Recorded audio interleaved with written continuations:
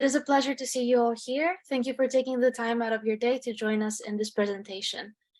My name is Vivara. I am the program manager here at the Institute, and today, with great honor, I am delighted to welcome Ms. Elyse Salley, our esteemed speaker, who will present on the topic of harmonizing family relationships, mastering mediation, and complex family conflicts. Elyse's experience in family mediation and in resolving and managing family conflicts is extensive. She is a Florida Supreme Court family mediator, a guardian ad litem, a collaborative professional, and a licensed and board-certified behavior analyst who has dedicated over 10 years to serving children and families in Florida. She holds a Bachelor of Science in Psychology, a Master of Arts in Exceptional Education and Applied Behavior Analysis, and is currently pursuing a PhD in Conflict Analysis and Resolution. And without further ado, let's invite Elyse to take center stage and lead us through this engaging exploration of managing family conflict. Elyse, the platform is now yours. Thank you. That was such a nice introduction. That was even more than I was expecting you to do. So I don't have to introduce myself at all now, really. And I'm also really happy that we have Deborah, and it just says P's iPhone. What is your name? Josh Brockenbeck. Josh, I'm really happy that you guys are in here because I have a lot of questions throughout this presentation, and I really like to do interactive webinars if you guys are not opposed to answering questions and talking whenever you feel that there are questions. And anyone who's watching on LinkedIn or Eventbrite, if you are able to type in questions somewhere, feel free to do that and I will answer them throughout. Okay, you guys are seeing the PowerPoint, correct? Okay. So, harmonizing family relationships, mastering mediation and complex family conflicts. I'm happy to do this one. This introduction she already gave me, which was beautiful, aside from that last line there, which is assuming why Francis chose me for this presentation, is because I am also a single parent navigating my own complex family conflict. And it has been a really, really ugly one. I'm representing myself in a paternity case, which has lasted over 2 years at this point and has gotten almost nowhere. We're at about 280 docket items. We have a guardian ad litem. We have a social investigation. They're trying to do a vocational assessment, and it just seems to be never ending. So that is something that I have learned so much from, and why I started Serenity Mediation, because I want to help as many other people avoid what I go through, because no one should have to go through this. I mean, especially representing yourself. Luckily, I have the ability to be able to do so, even though it's not my field. I'm able to and willing to learn about it enough that so far I've been able to keep my head above water in court, but it is a difficult process. So I wanted to go back to really basic stuff. I like to break things down when I talk about things. So I came up with some definitions, and this is something that we commonly do in behavior analysis, is that we want to define something, and we want to define it in such a way that everyone agrees on it. So I was thinking for a relationship, when it comes to an interpersonal relationship, that's between one person and another person or other people, that's any sustained or repeated interaction between living things. It's not just human beings. And then intrapersonal is the same thing, except it's with yourself. It's your self-reflection, your self-esteem, everything that comes with knowing about yourself and listening to yourself. So I wanted to also talk about some factors, right? So is there a set duration that makes something a relationship? Is there a set frequency? Do both individuals need to be aware of the interaction? So like today, I do have a couple people on the screen that I can see, but for everyone who's watching, you may feel like I'm looking at you, I'm talking to you. And for this short period of time, you may feel like we're having some sort of relationship.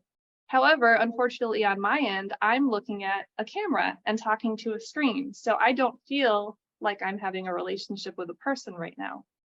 So different things to consider in relationships. What actually makes a relationship? And then also all friendships are relationships, but not all relationships are friendships. And that can go as far as any type of relationship, like all romantic relationships are relationships, but not all relationships are romantic. And then the type seen in family law, I really liked this picture because not only is it a human DNA strand, it's also sort of the infinity symbol. So as we move along, people progress, we're seeing all different types of relationships, right? We're seeing different types of gender identities and anything. And basically, we just want people to be happy with themselves. As long as they're not harming themselves or others, then have at it. So we're seeing a lot of new relationship styles coming into family law. And with adoption too now, I know at least in Florida, we're able to adopt as single parents and also as parents of similar genders. Pretty much all of us have been in a romantic relationship that's ended, correct? Because otherwise it would be people who have been with their first partner and are still with their first partner, or people who have chosen to refrain from romantic relationships. So any of those people, congrats to you. The rest of us, we know exactly what it feels like to be in a relationship that ends. So this is a very, very common thing. Okay, so conflict. I am in, like she was saying, I'm doing a PhD in conflict analysis and resolution. So this is the definition that we came up with in one of my classes that I really liked, and I changed a few things from it. But we came up with conflict is an inevitable and unavoidable part of life precipitated by a lack of agreement.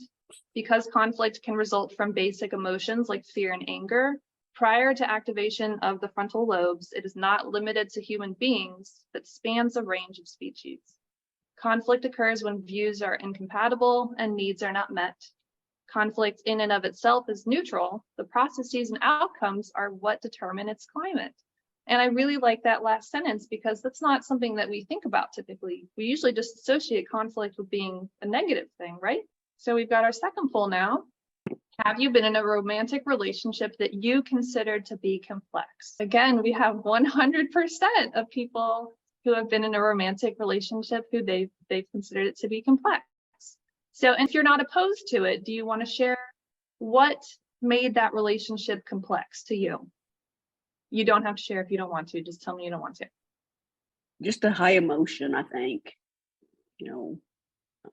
Of course, every relationship is going to be complex, but on certain romantic ones, so emotional blackmail is what I'd call it.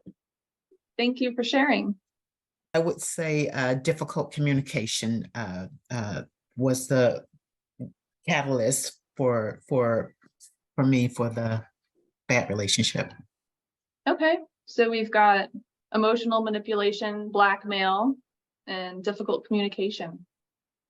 So let's examine some roots when it comes to complex relationships. We just saw that these are very commonplace. So how can we improve them? When I think about improving things, the first thing that I go to is how can we prevent them? How can we prevent the problems from even starting? It's a lot easier to be proactive than it is to be reactive.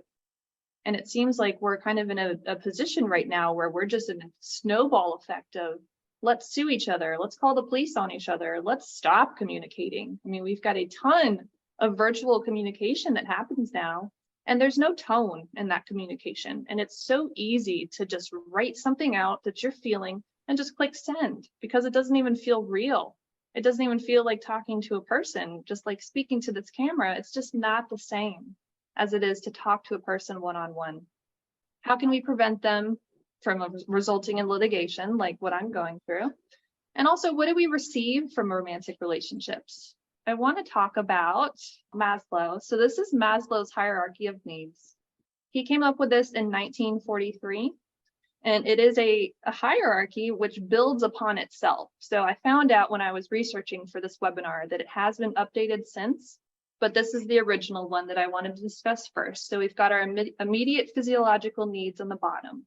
Those are like our unconditioned motivating operations. So things that we're not conditioned to know that we need, we just know that we need them innately.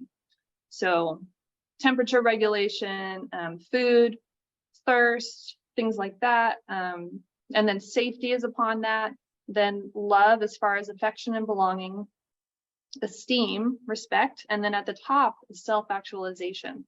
So one of the issues with this pyramid that the authors of the next one that I'll show discussed is that the way that it builds upon itself is saying that you would have to accomplish each one in order to move up, which is not totally correct, right? Because our needs of these things change throughout the day. It's a very fluid process. You're not always meeting your hunger.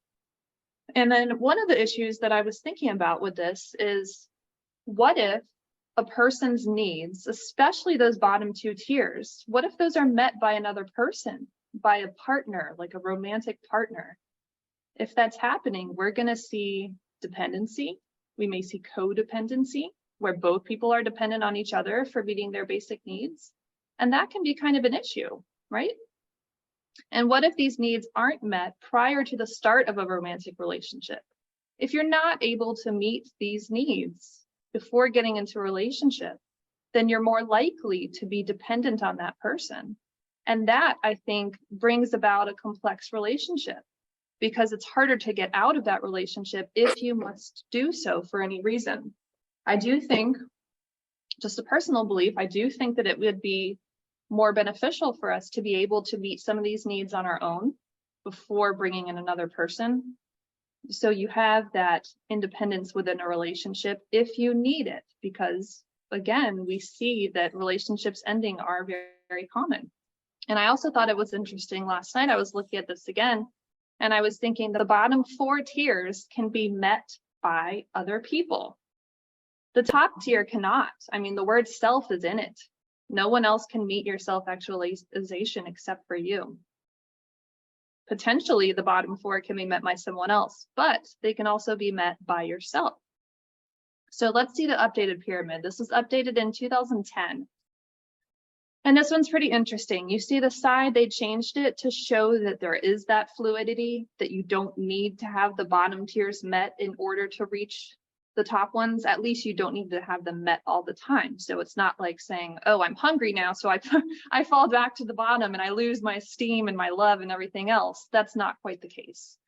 And they also did add some tiers. So we've got those physiological needs at the bottom, self-protection, which is safety in the last one, affiliation. So that's like fitting in with a group of people, having a community, and then status and esteem, mate acquisition, that's getting a mate.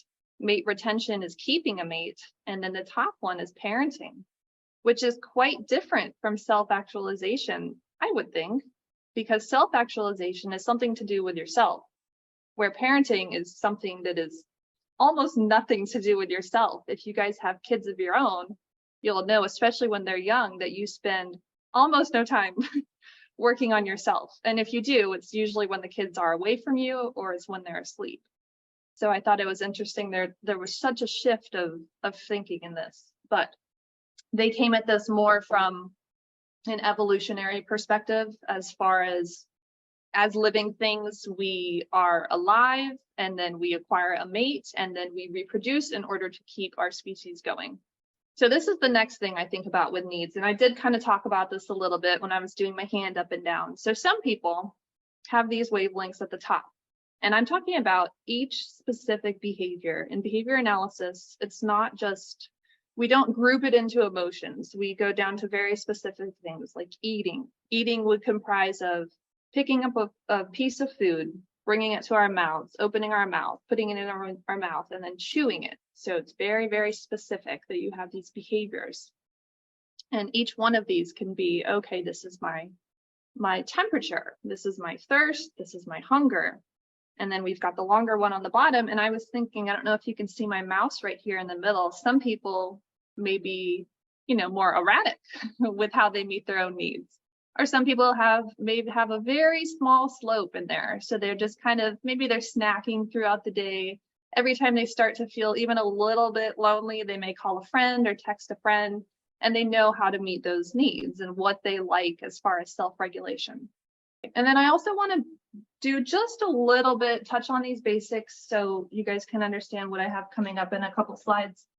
Reinforcement is something that we use in behavior analysis. It's a term that we use. And it is the presentation or removal of a stimulus that increases the future frequency of the behavior. So positive reinforcement is adding a desired stimulus that will then increase the future frequency of the behavior, while negative reinforcement is removing an aversive that will then increase the future frequency of the behavior. So let me give some examples. During mediation, the former wife makes a snarky comment about the former husband. You, the mediator, accidentally laugh. The former wife looks at you, then makes a few more snarky comments in quick succession. What reinforced the former wife's behavior of making snarky comments? Mediators laugh. Right? The attention provided by the laugh. That was what she was looking for. Okay, so here are the schedules that they just talked about in that video very briefly. And for the fixed and variable schedules, that's how reinforcement is delivered, how it's given. Is it on a fixed schedule, say every 3 times you do something? Or is it on a variable schedule, as in a random schedule, like an average of every 3 times you do something? So say we have let's just make it easy. Say we have a child who's working on math problems, and the child doesn't like math, and we find something that the child does like. Let's just say it's a chip. So we're giving out these chips to the child for doing math problems. So a fixed schedule, let's say a fixed ratio schedule, would be every second math problem the child does, they get a chip.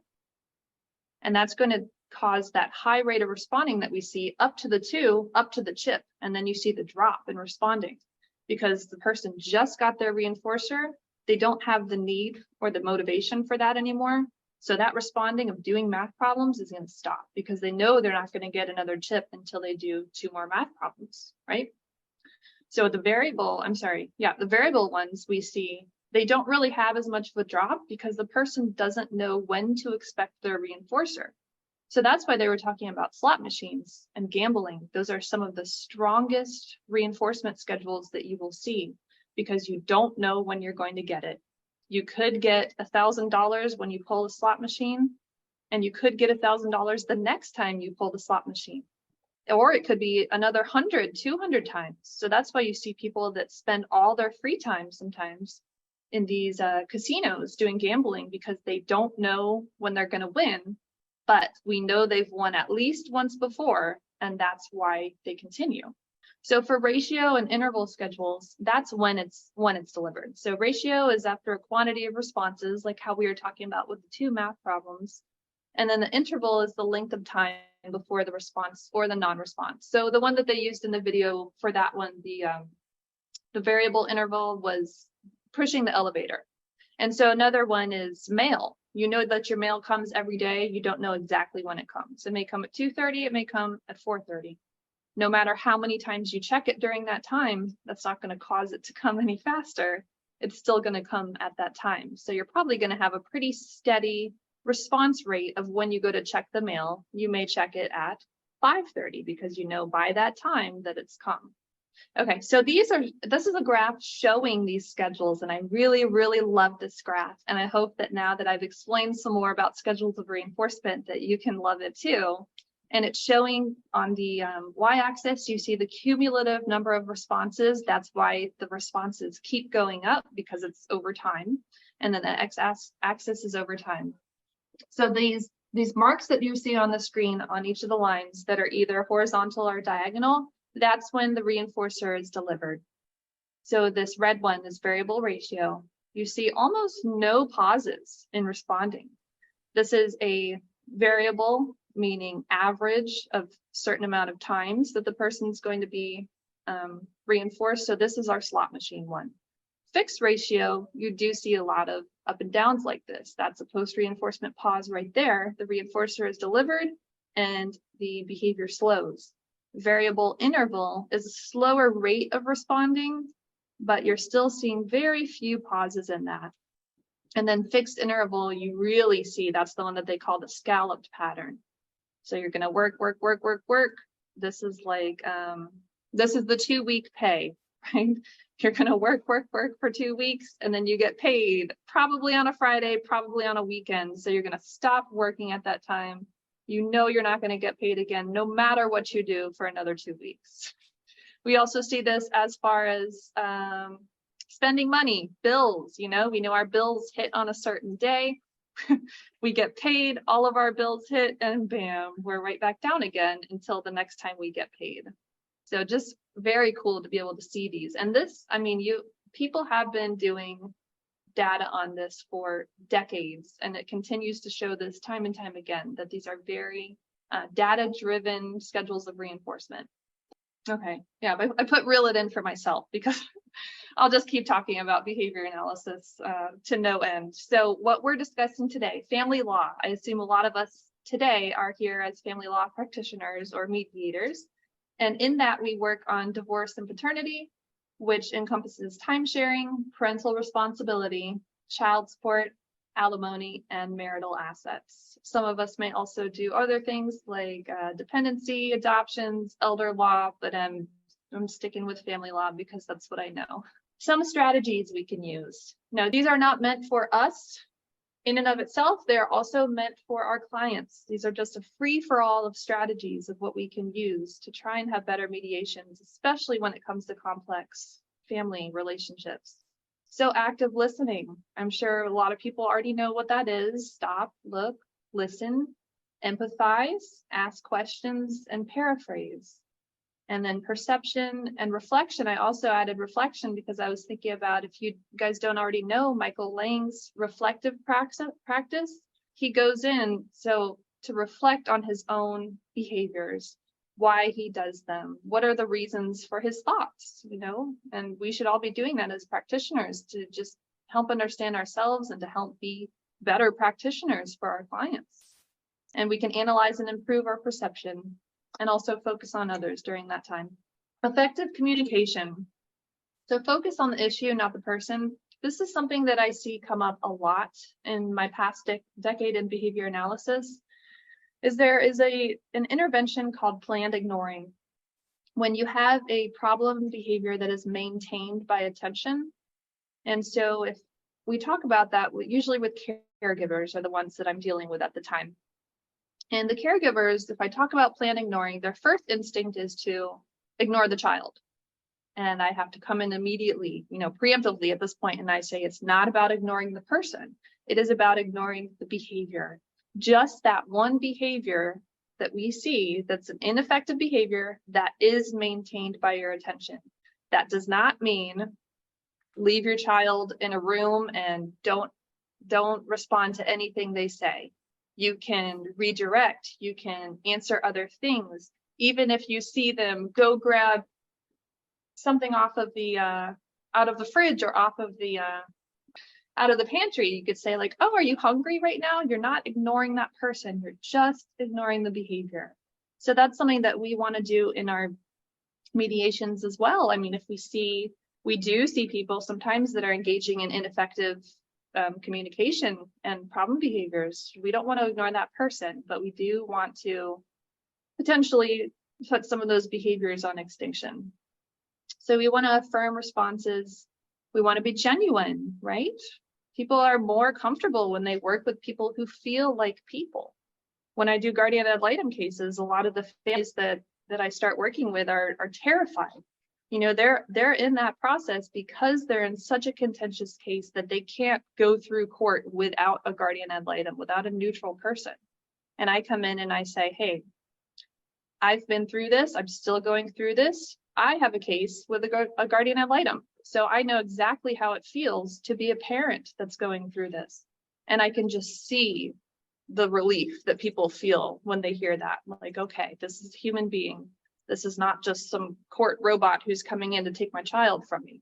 Because that's a lot of times what we're seeing in court, especially with family relationships, is people are afraid that their children will be taken from them for one reason or another. And then also I statements are very important. This is something that I give out to clients actually. Prior to mediations, I give out an I statement pamphlet. And it's something that they can work on and they can fill out if they want to. It's obviously they don't return it to me, but it's something that they can practice if they want. And it's speaking as an I statement rather than a you statement. So I feel like such and such rather than you do this. Or you always do this, you never do this. You want to try and speak from what your perspective is and leave that blame off the other person. And then I was also thinking last night, the most effective way to teach is to model. So if we're doing these things, the people around us are more likely to be doing them. And the most effective way to learn is to teach. So if we have clients or just people in our lives who could benefit from better communication, They can see us do that, and then they can teach it to others. And that's really what we want, not just in mediation, but as human beings. So some more strategies. These are more focused toward mediators and people that are in the family law profession. So when it comes to clients who are going through this, especially complex relationships, to give them time, space, and grace. For my mediations, because I do private mediations, they're not, I mean, they're through the court as far as they go through the court, but they're not actually court mediations. So there is no time limit. I tell people you can take as many breaks as you want. This is your process. You're paying for this. So no, you don't need to feel like you only have a set 3 hours with me and then that's it. You can come back as many times as you want. You don't have to figure out anything today, or you can sit with me for 8 hours and figure it out if you'd like to. Okay, so we also want to listen to people while directing them back to the topics to be addressed in the mediation.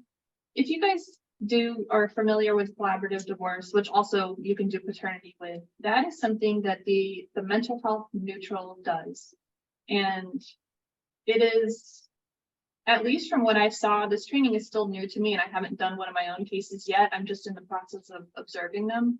But it's something that seems like it may be a little bit uncomfortable, even more so than in mediation, because not only are you there to listen, you're there to tell people, I'm sorry, you've been talking about your ex-husband for 20 minutes, we need to move on.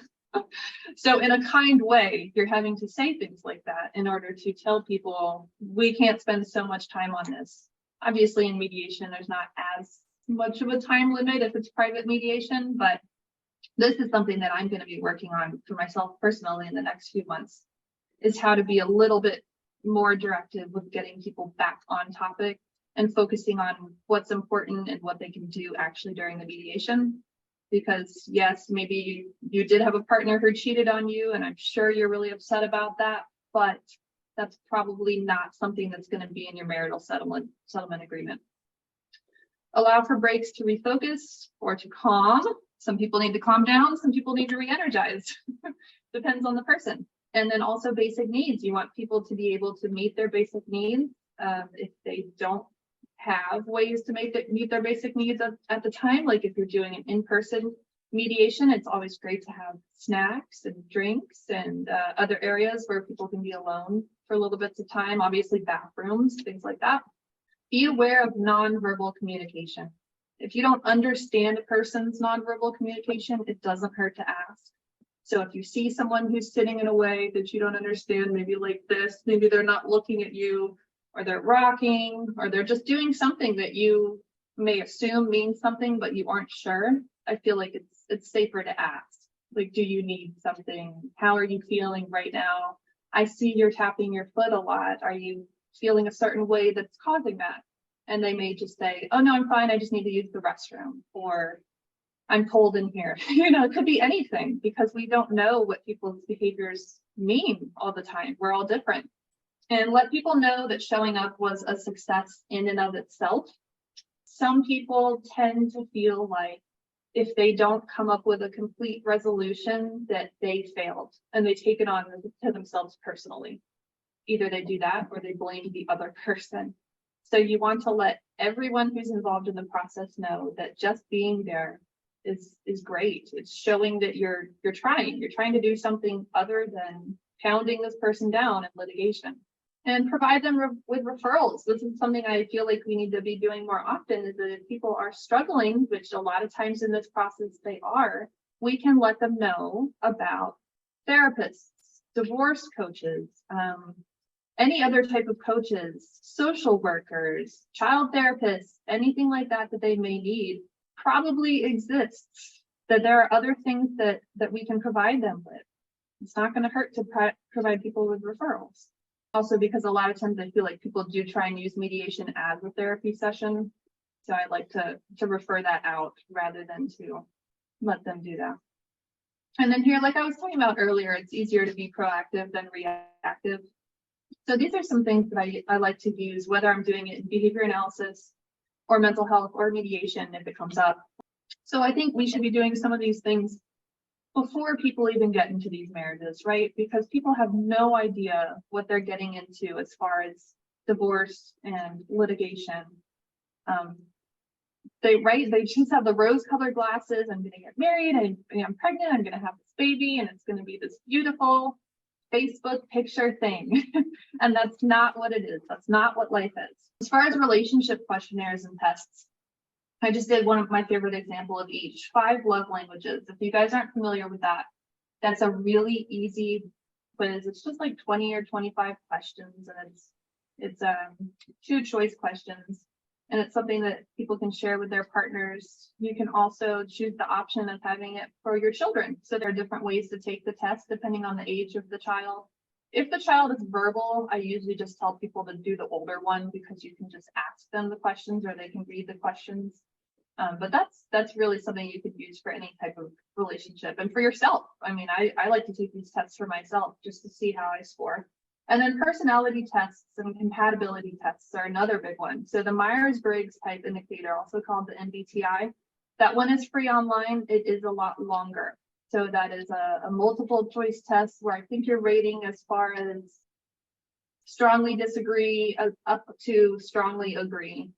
So that's something that tells you a little bit more about your personality, at least your personality at the time that you take the test. And then premarital and preconception counseling. I have not seen much as far as preconception counseling, like if that's something that actually exists in that name. I mean, I know anyone can get counseling. I don't know if that's its own thing, but I think it would be really important to do. And then identifying and discussing our value systems and beliefs. They have tons of questions and questionnaires online where you can just put premarital questionnaire or premarital questions, and it'll come up with lists of like 100 or 200 questions where you're going through and you're asking your future spouse or your partner different questions. You guys are going back and forth and answering them, and then that leads to discussion rather than just jumping into things. And then this last one I bolded because I think this is something, if someone can invent this from watching this webinar, then I've done my job today. Classes that include videos, whether they're staged or live, on family law procedures. So before people get married, before they have children, if it's with a partner, then I feel like people should know what this process looks like. They should know what divorce actually entails, and they should see videos of litigation and of collaborative divorce and of mediation so they can choose, at least in their minds, if they're going to go through it, what they would want to do. And do I really want to get married? If I had known that I would be going through this, I wouldn't change anything because I like to live without regrets. Obviously, if I changed anything, that would change my current life, and I don't want to do that. But I would maybe, from now on, I would know not to marry again. You know, I would know not to have another child again, just because of how difficult these procedures are. I mean, they are really that difficult. And that's the end of it. And then, yes, any questions or comments? Well, thank you, ladies. Yeah, thank you. I appreciate you guys being interactive during this. Thank you also. Thank you for joining. One of the things that I want to add is that we will make this recording available on our YouTube channel. For anybody who want to follow up later on, you can access this meeting. And if you have developed any questions that you want further clarification on, you can always shoot us an email and we will try to get your question answered as soon as possible. Thank you. guys It was a very much. wonderful presentation. I like how thorough it was. It was very interesting information. So thank you very much for it. Thanks, Glenda. I appreciate the feedback. I try not to get too heavy with the technical behavioral stuff. You did swell. Not well, but swell. All right, well, thank you all so very much. If there is no any question, we can bring this session to an end. Please be in a lookout for further webinar sessions that we will be hosting, and hopefully, Elyse, you will be kind enough to grace us with your time later on when we reach out for further opportunities to come and share your wisdom with us. Of course. Yeah. All right. Thank you all so very much. Please have a good day. I know. Bye-bye. Thank you. Goodbye. Have a good day.